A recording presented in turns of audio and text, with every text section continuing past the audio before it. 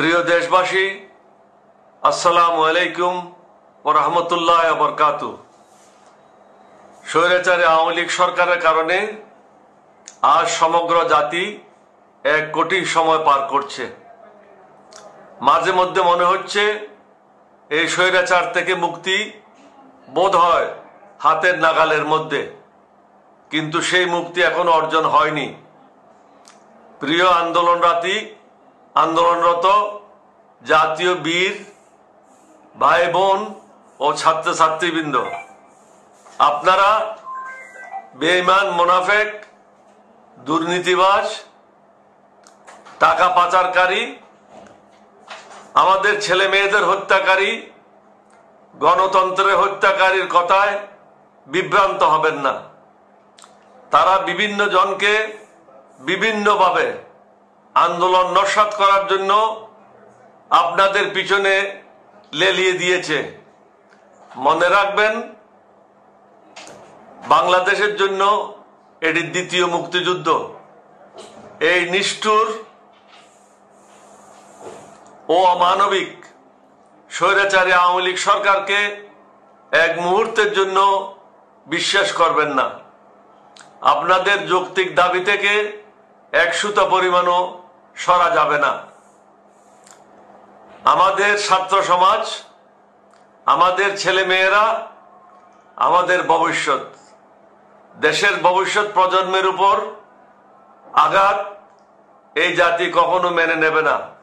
যে বা যারাই আমাদের ভবিষ্যৎ প্রজন্মের উপর আঘাত করবে, তাদেরকে অবশ্যই জনগণের সামনে জবাবদিহি করতে হবে।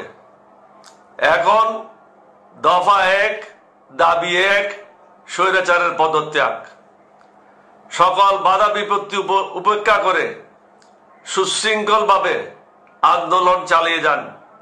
স্বৈরাচারী সরকারের পতন নিশ্চিত না হওয়া পর্যন্ত কর্মসূচি শিথিল করা যাবে না।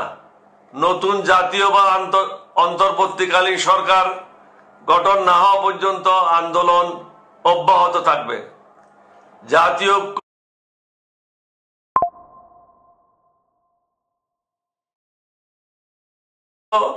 ধরে রাখুন, সাবধানতা ও সুকৌশল অবলম্বন করুন।